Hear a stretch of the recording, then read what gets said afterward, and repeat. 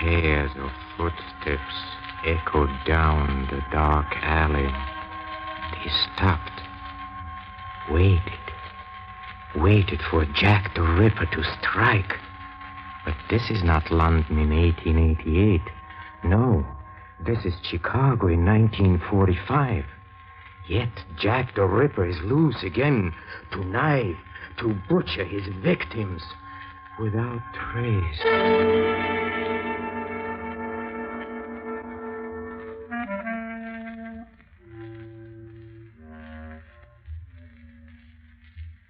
Hello, creeps. This is Peter Lorre, opening the doors of the Mystery Playhouse. If you recall, some 60 years ago, London was terrorized by a one-man crime wave, by a murderer who was never captured and never seen. And tonight, we follow the investigations of Sir Guy Hollis, who firmly believes that Jack the Ripper is still alive, that it is he who is the fiend that once again slashes and kills. There is the element of the supernatural in this story that will amaze you, for it seems that the spirit world has given the black heart of Jack the Ripper the power of everlasting life.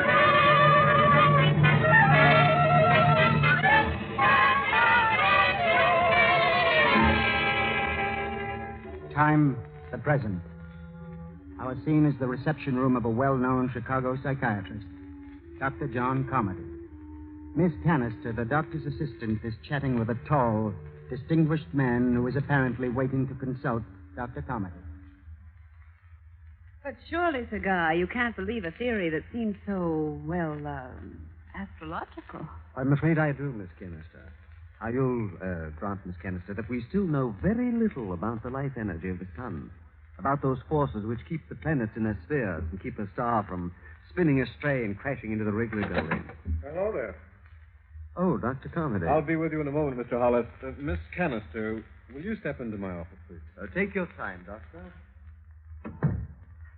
Anything to gain your patient's respect. Oh, what have I done now? It's Sir Guy Hollis. Oh. He's a lord or a knight, or anyway, not a commoner. Attached to the British consulate here. Did you find out anything else about him? Nothing about his mental condition. He's right out of an English movie. Only thing that's missing is a monocle. Oh, yes, and he's a bug about astrology. Send him in. Mm-hmm. Doctor, we'll see you now, sir. Thank you. It's been a somewhat busy day, Sir Guy. Sorry you had to wait so long. An apology a doctor need never make, sir. Most attractive office, Doctor. That's also my home. Oh, that explains the piano, then, and the painting. Perhaps. Aye. What do you think of London, Doctor? London? Why? Have you ever noticed anything strange about it? Well, the fog is famous, although here in Chicago we sometimes have one to match it. Yes, the fog. That's important. You see, it always provides the perfect setting. For what? For murder. Tell me, Sir Guy, what is a Londoner doing in Chicago discussing murder with a psychiatrist? Have you ever heard of Jack the Ripper, Doctor? The murderer? The greatest monster of them all. Worse than Spring Hill Jack or Crippen, even. Red Jack. Red Jack the Ripper. Yes, I've heard of him. Do you know his history, Doctor? See here, Sir Guy, doctors are pretty much in demand these days. I assumed you were a patient, wanted my help as a psychiatrist. If you just wanted to swap old wives' tales about famous crimes, perhaps we might arrange dinner This some is night no sometime. old wives' tale, Doctor. This is a matter of life and death. Sorry. What is? But listen. London, 1888. Out of nowhere, a shadowy figure with a knife, haunting the squalid dives of Whitechapel and Spitalfields. 6 times that knife descended into the throats and bodies of London's women. 39 stab wounds, the paper said the first time. August 31st, another victim. On September 8th, watchmen making their rounds in the gray dawn stumbled across the third packed and horrid thing. Oh, I understand he used his knife rather well. He was an expert, Doctor. And where had he learned? At the operating table? The butcher's block? Some said on the police force. On November 9th, a 6th victim was found on the floor of her room. Panic in the grandstand? Yes, but needless panic. Months passed, a year. They said Jack had escaped to America. They said he committed suicide. They've been saying things ever since. You tell the story very well, but I'm afraid that's all the time I can give you today, Sir Guy. I haven't finished. I'm anxious to hear the rest of your story. Dr. but Carmody, I am on the trail of Jack the Ripper. I've tracked him here to Chicago. You've tracked... See here, Sir Guy. What was the date of those London murders? 1888. Well, look, if Jack the Ripper were even born that year, he'd be 56 today. I'd say Red Jack would be good and dead about now. Would he? Or should I say, would she? Because the Ripper may have been a woman, you know. Do you think I'm insane, Doctor? No. Well, then you might listen to my reason for thinking the Ripper is still alive. I have been studying these cases for 13 years. Talked to officials, friends of the poor drabs he killed, and then I started studying unsolved murders all over the world. Followed a trail of blood. I could show you clippings from San Francisco, Shanghai, Berlin, Cairo, Milan. 87 such murders. And all had the trademark of the Ripper. You remember the New Orleans torso slayings last summer? Well, vaguely. A colleague of mine attended the hearing. Then surely you remember two recent ones here in Chicago. One out on South Durban in September, and then a few weeks ago there was another very much like it up on Posted. Yeah? Well, Doctor? You're the criminologist. But figure it out, Sir Guy. If Red Jack were, say, 30 in 1888, he'd be 86 today. And no man of 86 could have butchered up that Halstead corpse. Suppose he didn't get any older. Suppose Red Jack knew how to stay young. But people do grow old, Sir Guy. Murderers, too. Whether they're women or butchers or scientists, they grow old. What about sorcerers? Who? Necromancers, wizards, practices of black magic. Now, see here, Doctor, I have studied the dates of those 87 murders, and they have an astrological significance. Suppose Red Jack didn't murder for murder's sake alone. Suppose he wanted to make a sacrifice. What kind of a sacrifice, Sir Guy? It has been said that if you offer blood to the dark gods when the moon and the stars are right, they grant boons. Boons of eternal youth. I don't understand, Sir Guy. I'm not an authority on witchcraft, nor even an amateur criminologist. Why have you come to me? Because Jack the Ripper is here in Chicago, and through you, I am going to capture him.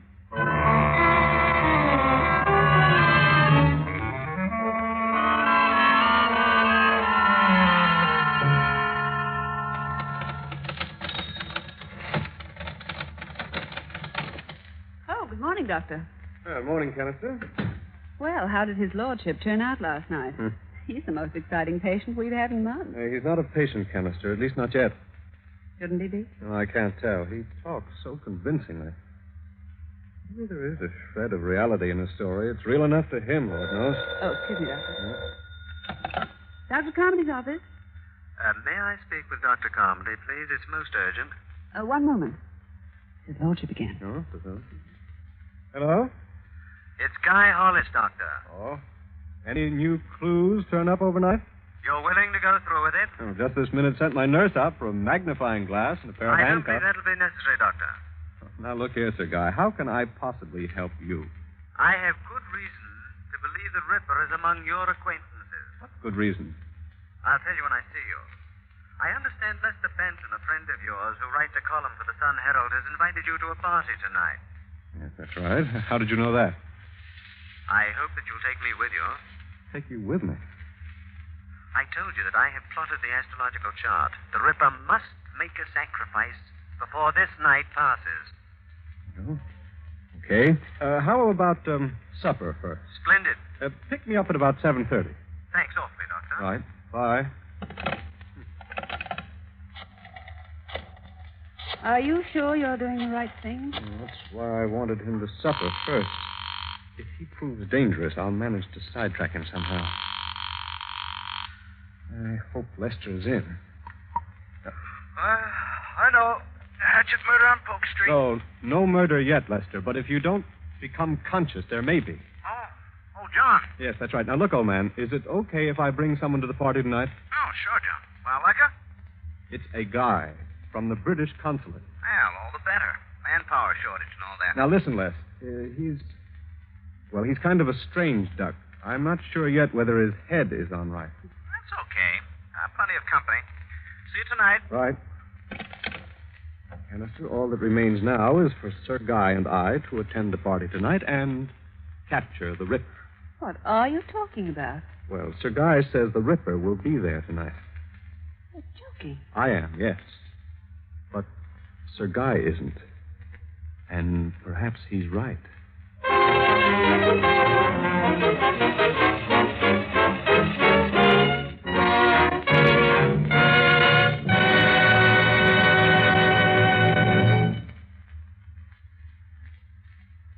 But I still don't know who you're hoping to find at Lester's party tonight, Sir Guy. A few writers, a painter, singer, all fairly normal. How about so is the Ripper? Perfectly normal. Except on certain nights. Uh-huh. Then he becomes an ageless, pathological monster crouching to kill. On evenings like tonight, when the stars are arranged in blazing patterns of death. But why among my friends? Because they are the kind of people the Ripper seeks out. But I warn you, Sir Guy, once these people find out what you're up to, you'd better be prepared for just about anything. I'll be ready. Look. What's that you got there? See here, Sir Guy, you can't go around among my friends with a gun in your pocket. Oh. Then you keep it for me. Yeah. But be prepared to use it. Sure. Well, come on. The party should be in full swing by now.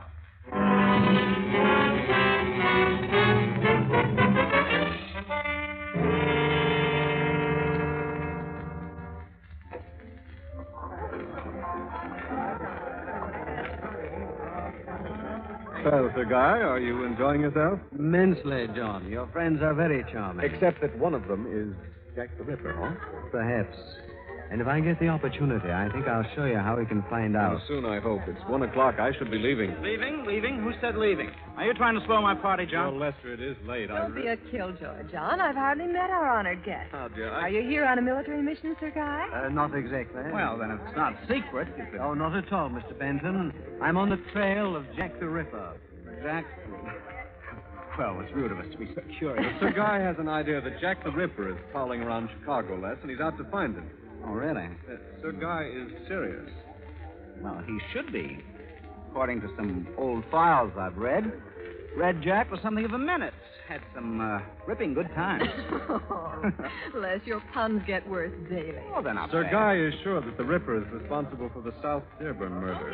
And the one up on Halstead a few weeks ago. You've covered them, Les. What's your idea? Could be. Very neat carving on both of them. But the victims were men. I thought the Ripper was only interested in women. Oh, not at all. It's probably occurred to you that the women we know the Ripper sought were fairly vivid symbols. A kind of living comment on the society which he detested. Oh, yes. And then just as our laws change and our society changes, so then must his victims change. Cut out the music. With each new age, the Ripper discovers a new symbol of protest. But tell us, Sir Guy, which do you hope to find here?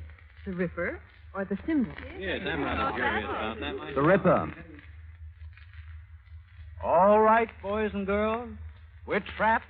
Let's face it. Easy, Les. I told you he was serious. I know, John, but what can a considerate host do? I've got it. Laverne, let's have that bread knife there on the sideboard. Oh, Les. Thanks.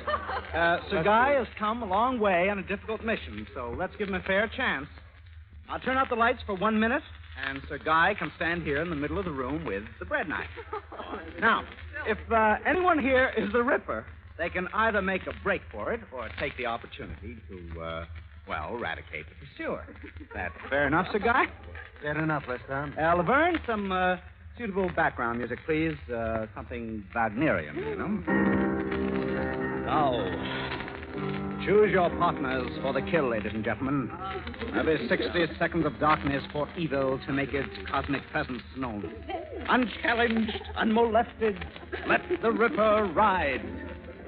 A minute for death, at the end of which we'll look for the bodies. Ready? All right, silence. Now, turn out the lights.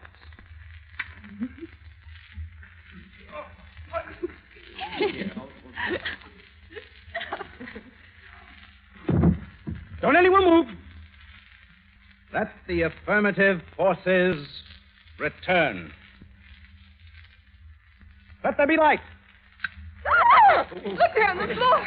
It's Sir Guy. My lord, he's been stabbed. Here, let's pick up the body No, and get it off. look, Well, I guess nobody had better touch the body. Look. What is it? I mean, well, doesn't Hollywood recommend the police in moments like this? For heaven's sakes, Les. I swear, Les, I didn't want to bring him, but he insisted. He said he'd plotted the chart. Said he was certain the Ripper would use his knife before the night was out. I don't suppose we ought to move him, do you? What? Well, I'll call the police. For heaven's sakes, Les. Now, look, if you have any ideas what we should do now, Jen, I'll shoot. Whoever goes to get the police could just as easily make a neat getaway. Lord, Les, if he was right about the Ripper... But I wasn't, John. What's the body wrong? Hey, wait a minute. Look at that. Now, wait, I really don't think that's really quite scared the kind of a us to joke death. we should have had. Please, forgive me, Nadja, for Forgive him. frightening you so. When you were all so innocent. What is it, guy? What do you mean? Hold it, everybody! Are you sure about our innocence, Sir Guy? Oh, yes. You see, if the Ripper were here, he would have betrayed himself when he saw me lying there. Not a very gentle spoof, I'm afraid. Oh, sure it was. Gentle like a ton of bricks. Yeah, come on, let's get a drink. Let's get away from the comic.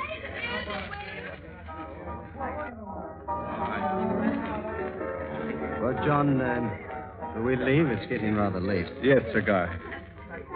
Oh, you can shut your mouth now, Nadia. The game's over. For heaven's sake. I'll get your coats.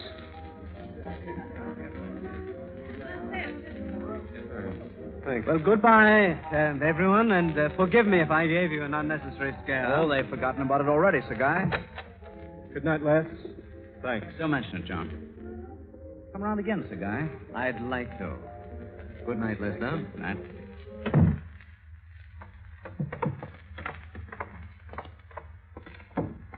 I suppose you're thinking that I'm guilty of the same sort of sensational tricks as our friend the Ripper, but I want only to rid the world of a devilish fiend who lives by the blood of others. As Les said, they've all forgotten it by now. Well, I guess I was wrong to seek him out at a party. You know, we're far more likely to find him out here in the darkness and the fog, perhaps along a lonely, shadowed street such as this, or perhaps in a neglected dead end, like this one here. Now, Sir Guy. Please, do me one more favor. It's only a hunch, but let's turn up this alley, see what it has to offer. Remember, the Ripper must make a sacrifice tonight. Well, as long as I've gone this far. Thanks, old boy. Yes, this is what the Ripper likes. Small, gaping alleyway. Hardly noticeable to the rest of the city. It'll be in a hidden corner like this where I'll capture him. And I'll turn the bloody swine over to the police. He's a mad beast, John. An ageless monster let loose on the world. There's nothing up here, Sir Guy. No, just to the end of the alley, John. And we'll turn back, I promise. Look, Sir Guy, don't you think this is carrying a hobby a little too far? The hobby, John? In 1888, one of those nameless drabs the Ripper killed was my mother. What? Yes. My father spent his life searching for the Ripper. Caught up with him, too, about 1926 in Hollywood, where he was stabbed in a brawl. The police never learned who it was. But I know it was the Ripper. And I'll live till I find him. I swear I will. Let me have my gun now, John. We've left your friends, and I feel safer with my gun on me. Now, see here, Sir Guy. Oh, please, John, now let me carry the gun. Now let me have it, John. Please. All right. You insist.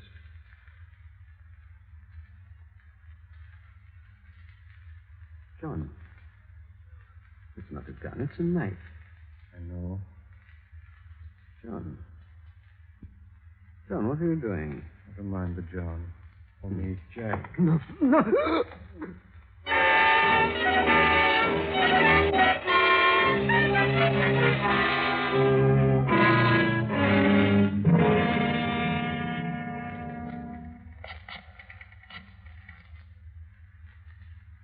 Hello, Lester. Canister. I didn't get you out of bed, did I? Yes, the police picked John up this morning. The guy?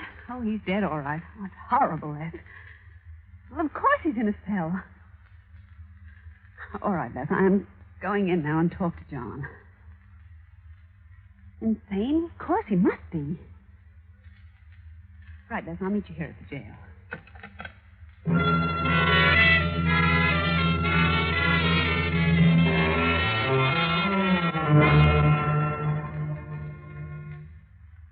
My time's up now, John. I'd better be going. Just one more thing, Canister.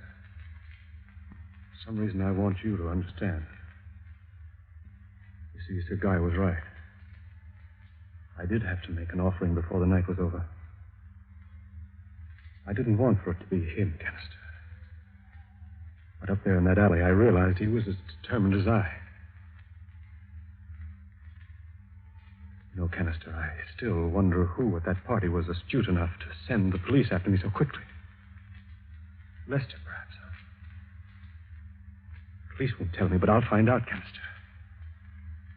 And if it was Lester, he'll know I found out. But what difference can it make now? Oh, police haven't won yet, Canister. The gods won't let me down. They never have. Sir Guy was right about that, too. I am eternal. I have no age, you know. I never shall. Well, I'll be going. I'll miss you. Bye, John. Bye, Canister.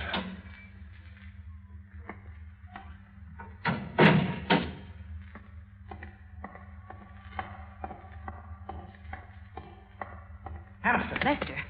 Canister, I've died 10 times over. Why, Les? He's safe today. The charge, you know. I still died 10 times over. He suspects it was you who called the police. As long as he doesn't suspect you put me wise. Now, will you tell me how you found out about it? I was emptying the wastebasket after Comedy left last night for the party. Mm-hmm. I discovered a lot of astrological plotting in his handwriting. And that Englishman's words. Couldn't forget them. Comedy just told me the gods won't permit him to be executed. He thinks he really is Jack the Ripper. He's insane, Les. Oh, and I was afraid you'd say that. Well, what do you mean? Any doctor will tell you he is insane. I know they will. They'll also tell the jury. So? So, the law doesn't execute the insane. It allows them to live. You mean? Who knows, Canister? Who knows?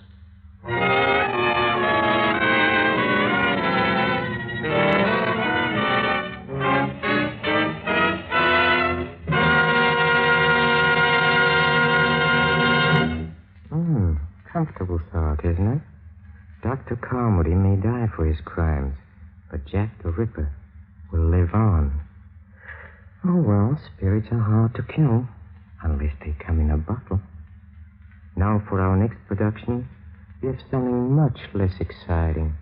Oh, only 17 shots, a mob of crooks outsmarting each other for a paltry $200,000, 2 murderers, and Simon Templar, better known as the Saint. Follow me to the green room for a preview. Right this way. Come. Come.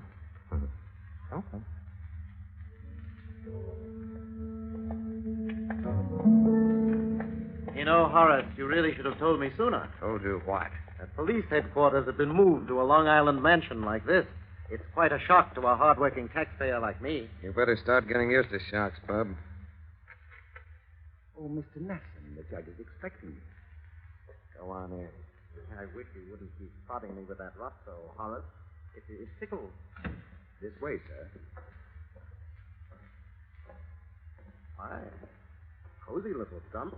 Isn't it, Horace? My name is not Horace. In here, please. Judge Stryker, Mr. Nasson is back, sir. Ah, yes. Come in. You might as well lock the door, Nathan. Right, sir. Sit down, Mr. Templar. So you are the famous gentleman known as the Saint, are you? Sometimes my friends call me that. Mr. Templar, we are faced here with a serious matter, a very serious matter. So it would seem. So serious, in fact, that I have been obliged to adopt rather extraordinary measures to deal with it. Like sending around a phony dick to pick me up? Oh, you knew he was a phony? My dear fat-headed friend, you didn't really think that Horace over there could successfully impersonate an officer of the law, did you? Why, Shall we get down to business? Very well. You have in your possession a certain diary. containing statements and suggestions which I hardly need say are wholly untrue. Such as the statement that when you held a fine job in Washington, you dreamed up the high-tor oil swindle and got away with it. No, fabrication from beginning to end. And that you and your associates now control about 90% of the black market. It's lies, every one of them. Naturally. That's why you're so anxious to have them suppressed. The fact remains that their publication might seriously damage the character and financial standing of certain reputable members of the community. Especially including you. It is for that reason and that reason alone that I am prepared to ascertain what value you place on this volume. What's your offer? Shall we say $10,000? May I ask you what you find so funny about $10,000? Oh, nothing under ordinary circumstances. But you must admit that in this case it is a little ridiculous. And what would you suggest? $200,000, Judge Stryker. What did you say? You heard me. I said $200,000. You're insane. Oh, no, I'm not. I'll tell you what I'm going to do, Judge. I'm going to set up a foundation, the Simon Templar Foundation for the Rehabilitation of Wounded War Veterans. It will have a capital of $1 million. Your share will be exactly 1/5. Do I make myself clear? By heaven, you'll change your tune before you ever get out of this house. Don't try to get your gun, Horace. You see, I always carry a spare, and I'm an excellent shot. When you searched me, you should have remembered that I always have something up my sleeve. Now, take your gun out, very slowly, by the muzzle. Drop it. Thank you. Now, take it toward me. That's right. And now, if you'll be good enough to unlock the door. Go on. Open it.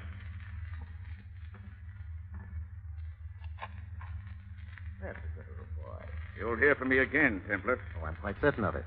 In fact, I shall expect to have your check by Saturday morning. Good night, Judge.